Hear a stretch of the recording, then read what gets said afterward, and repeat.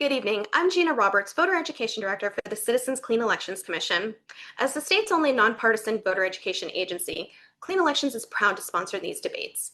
Our mission is to ensure that you have the opportunity to hear directly from the candidates, ask questions about the issues that impact your life, and head to the polls with confidence. To make sure your voice is heard, please keep these upcoming deadlines in mind. June 22nd is the voter registration deadline, June 24th, early voting begins, and July 21st is primary election day. A quick reminder, all registered voters, including independents, are eligible to vote in the upcoming primary election. If you're watching this debate live, we want to hear from you. You can submit a question for the candidates at any time using one of the following methods. You can email debates@kc-a.com. You can text 480-769-9511 or phone 480-937-1253. Thank you for joining us and for staying engaged in our democracy. For more resources to help you prepare for the upcoming July 21st primary election, please visit our website at azcleanelections.gov. Enjoy the debate. Good evening and welcome to the Arizona Clean Elections debate for Legislative District 14, the Republican primary. I'm TJ LaRue, a reporter with the Arizona Agenda, and I'm your moderator tonight. I've been writing about Arizona politics for 3 years with a focus on elections, the legislature, and municipal government. Tonight, you're going to hear from Jedediah Lyons, one of the 3 candidates running in the Republican Party primary for a seat representing Legislative District 14 in the Arizona House of Representatives. Rep. Lauren Hendricks, one of the 3 candidates in this contested GOP primary, and an incumbent who currently represents the district in the House, chose not to be here tonight. Tyler Farnsworth, another candidate, also declined to attend. Because of that, we'll be doing a Q&A with tonight's sole candidate who joined us, rather than a typical debate format. Legislative District 14 is a rectangular block of land in the East Valley made up mostly of Gilbert, though small slivers of Chandler and Queen Creek are also in the district. It runs from Gilbert Road in the west to Power Road in the east, and from Baseline Road in the north down to Hunt Highway, the southernmost point of Maricopa County in the Phoenix metro area. Its per capita income is about 25% higher than the rest of Arizona, and the median income is about 50% greater than the rest of the state, according to U.S. Census data. District 14 is a deep red district where Republicans have a substantial voter registration advantage, meaning this primary is particularly important because the winners have a high likelihood of winning the general election come November. Voters in this district will elect 1 state senator and 2 state representatives, and the candidates are competing on the same ballot to make it through the primary. As I mentioned, there are 3 candidates in the contested Republican House primary: Rep. Lauren Hendricks, Tyler Farnsworth, and Jedediah Lyons, the candidate we'll be speaking with tonight. The 3 other contests are uncontested, and that's the Republican Senate primary, the Democratic Senate primary, and Democratic House primary. Only 1 candidate is running in each of those contests. According to recent polling of voters in the district, the issue most on their minds are inflation and the economy, housing, and government fraud. So we'll get to those tonight. Here's how tonight's Q&A will go. We'll start off with a 90-second opening statement. Then we'll spend a few minutes getting to know tonight's candidate as a person. Then we dig into how he would address the core issues facing this district and the state. After that, we'll ask how we would have voted on a real bill from this session. We'll do a quick round of rapid-fire questions, and then finally finish with a brief closing statement. With that, Jedediah, I want to thank you for being here. We'll start with a 90-second opening statement. So tell the voters who you are and why you're running. Thank you, TJ. Excuse me. So like you said, my name is Jedediah Lyons. I had early in me instilled a core value of civic duty. I was homeschooled all the way to college as the youngest of 7 children who were also homeschooled all the way to college. My parents had a very hands-on approach to the way they educated us, and much of our education centered around the duty we have to our country. Four of my older siblings currently serve in the U.S. Armed Services. My background has been characterized by doing more with less. I worked for a company, a national brand, traveling around to their restaurant locations, helping optimize their efficiencies, as well as establishing KPI, key performance indicators, and helping underperforming restaurants in their chain succeed. Early in college, I wanted to be a federal agent, and my path changed dramatically when I started a business. And in my third year of college, ended up selling a software product that turned me down more of an entrepreneurial path.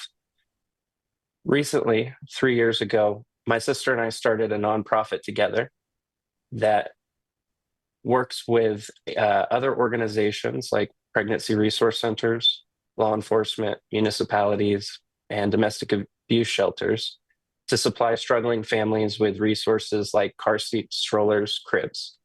In 3 short years, we've been able to help thousands of families. Great. Thanks very much. And just if I can ask a follow-up, what do you currently do for work? Currently, I run that nonprofit. Got it. So this next segment is about who you are. But first, a quick reminder to all viewers, you can submit a question at any time. You can email debates@kc-a.com. You can text 480-769-9511, or you can call 480-937-1253. So, as I said, this segment is about who you are as a person and not your policy positions per se, but rather what shaped you, how you think, and who you'd be once you're in office. So, for these, please take between 60 to 90 seconds to answer. And I wanted to ask too, are you 27 or 28? That's right, 27. 27. So you're only 27. You've already built a business and a nonprofit. So what did those experiences teach you? Yeah, absolutely. Well, I believe that it was the homeschooling that allowed me to have success early in my career. My parents had a very hands-on approach to finding us educational resources that were conducive with what we were passionate about. And early on, I always had an entrepreneurial spirit. And so what I've learned in operating both a business and a nonprofit is being a good steward of money. Money is finite and is an essential resource to running any sort of organization. And so you have to be a good steward, and you have to have discernment and foresight. And I believe in the nonprofit, especially where you're a steward of someone else's money, donors' money specifically. You have to have integrity, foresight, and discernment on how to appropriately manage that money. Great. And as a follow-up, since we have a little more time, I wanted to ask you about your nonprofit. Sure. On search, nonprofit search engines, the nonprofit comes up, but no financials, no Form 990s do. So which I would assume, based on tax law, means that the nonprofit does under $5,000 in gross receipts, $5,000 in gross receipts every year. So I'm wondering if you can, is that true? And can you speak to, how many people you serve annually?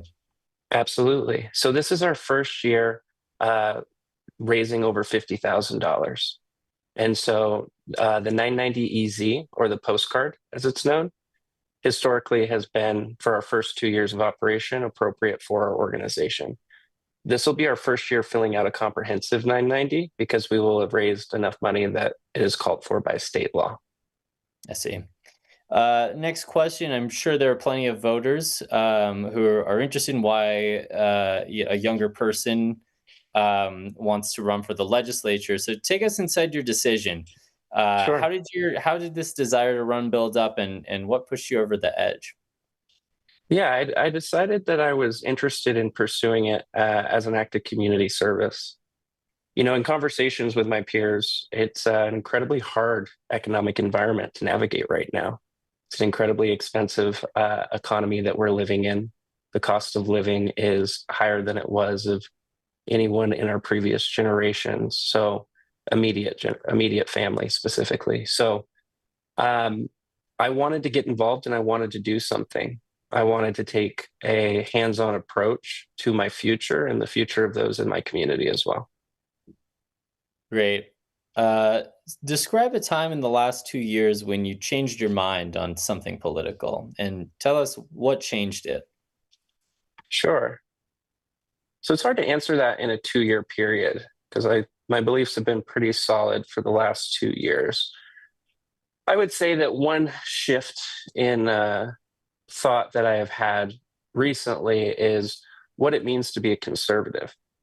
My value system is that of a conservative, and over the last 6 or 7 years, as I've gotten involved and more engaged politically and observed things up close, I often saw those that were prioritizing fiscal responsibility and admired them for doing that. However, I observed a few decisions that in the long run didn't work out so well, ended up costing people more money than otherwise. And I realized in my research that really what it means to be a fundamental principle of being a conservative is protecting Western civilization.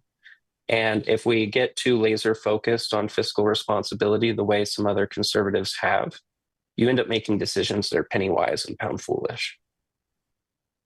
Great, thank you. So now let's turn to some of those issues that voters have told us they care most about. Sure.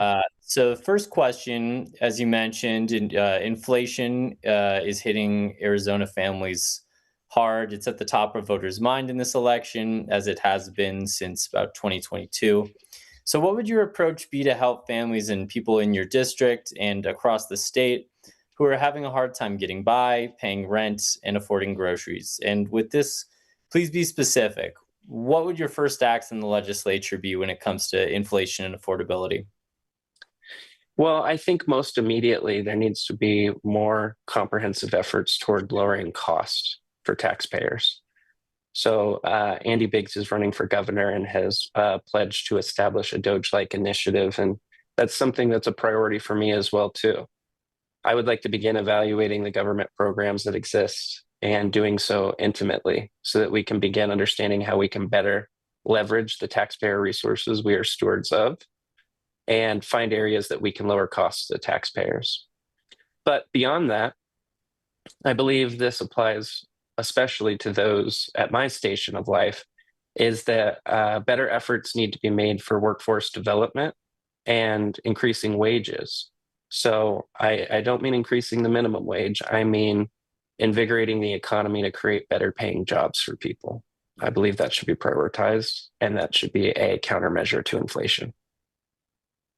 Great. Since you mentioned kind of a Doge-like Yeah. agency within Arizona government, I'm curious: are you supportive of Governor Hobbs' Arizona Capability and Efficiency initiative, or in your view, does that not necessarily align with the kind of efficiency and waste programming that you're interested in? I would need to evaluate her program by results. I'm supportive of the spirit behind why it exists, but I don't trust Katie Hobbs. And I believe that Katie Hobbs has established that program because it's politically popular. And so I would like to evaluate it by the results, the same way I would like to be evaluated by results. So the next question, the state is in the early days of what could turn out to be a severe water crisis, which would be especially troublesome for the Phoenix metro area. So what steps would you take as a lawmaker to ensure that the valley's water future is secure? Yeah, that's a great question. So I actually believe that this is a question that, or this is an issue that we must take a bipartisan approach on. So as we look at the compact that exists now between the states that benefit from the Colorado River, we as Arizona need to be on the same page across each each part of the government that is involved in the negotiations. So, for instance, if we're going to end up in a position where we need to litigate, if we need to take somebody to court, we need to be prepared to not only have the funding available, but all be on the same page of what a fight like that would look like. Great. The next question is Republicans and voters in your district are concerned about the housing crisis. And Yeah. not all, even within respective parties, there isn't agreement on what's driving it. So what's your diagnosis for who and what is primarily to blame? And what's the first bill that you push to address it? Well, I believe that a large driver is COVID era inflation, but I believe that the root cause, we have a incredibly high volume of illegal immigrants that have worked their way into our communities. And I believe that's impacting the inventory available and driving up housing costs. I would like to see more initiative in place that helps address this issue. As for a bill that directly relates to the housing costs, I don't have any prepared at this time. I need to get in there and I need to begin evaluating on a more intimate level before I can give you an answer about how exactly I would like to address that specifically. But I do believe that again, meaningful wages, because we all talk about the housing problem, but houses do cost what they cost. And so we need to be working on delivering more meaningful wages to Arizonans. And I believe that will help offset the issue as well. Great. So, the hypothetical question here. Let's say that Democrats take control of either the Senate or the House. So, regardless of whoever sits in the governor's office and who wins that race, that Sure. means divided government. So, what specific issues would you try to work with Democrats on? And are there any Democrats who you respect in the legislature and would seek out? Sure. So water, first and foremost. In a situation like that, even in our current landscape, I believe it's important to work bipartisanly on the issue of water. That would be my top priority in that circumstance. In terms of who I would seek out or who I might have respect for, I don't have any personal relationships with any currently serving Democrat members of the legislature. So I can't give you an answer with any extreme level of depth, but I respect the fact that Flavio Bravo was able to get elected at a young age. I think that's very commendable, and the fact that he's willing to make the sacrifice for community service, even if we have a difference in value system, is respectable. Great, thank you. So with that, we'll change gears and we'll go into the explain your vote section of tonight's Q&A. So before Sure. tonight's debate, you received 3 actual bills from the 2026 legislative session, and I picked one of them for tonight. And here's how this works. I'll read a short summary for the bill, and then I'd like you to take 1 minute to tell the voters 2 things: how you would have voted and why. So the bill we'll discuss tonight is House Bill 2580. It's about school voucher oversight. Hopefully you read the bill, but the layman's version is that Arizona's ESA program currently sends public money to parents to spend on private education. The money can go to private schools, tutors, and increasingly to what are called micro schools, small, informal learning environments that can be run out of someone's house or a rented space. The problem that this bill attempts to solve is there's almost no oversight of what a micro school is, particularly regarding who can run one and what standards they have to meet. So the bill would do 3 main things: define what a micro school is, 2, require background checks on anyone running a micro school, and 3, give the Department of Education more oversight authority over ESAs to enforce safety, transparency, and financial accountability standards as a condition of accepting ESA money. So how would you have voted on that bill and why? So on this bill, I would be a no vote. In looking at the bill, some of the problems I take with it, when talking about micro schools, there's a provision that talks about how if an employee of said micro school, they're not allowed to have a ESA participating child in a school micro school that they are employed by. I don't like that. I think that if you want to be that hands-on with your child's education, that's your right as a parent. This oversight that keeps creeping in onto the ESA program, I find incredibly disruptive to a lot of children's education. I believe that the parents are the best stewards for a student's education, and that bureaucrats should not get in the way of that. I don't like this bill because I feel like it's putting additional compliance standards on what I might call boutique educators, people who have a unique background, expertise, or subject matter they can teach on, but maybe haven't necessarily enterprised it to the extent of having the funds available to meet these compliance standards. I mentioned I was homeschooled all the way to college. There are numerous things that my parents were able to allow me to participate in that I know the folks that were administering the actual coursework we were working on would never have been able to pay for the things to meet these standards. Well, thank you. With that, we have time for a rapid fire round of questions here. So these are either yes or no or tight, short response questions. And so question one, whether it's a business or location, park, organization, can be kind of anything broadly. What's your favorite hidden gem in your district? Hidden gem. Well, it's hard because we have such a active community in Gilbert. We have so many incredible like community forums, group chat threads that exist on platforms where many people can be in one chat, that whenever something new or exciting is happening in my district, usually people are excited to share it with each other. So it's hard to say a hidden gem per se.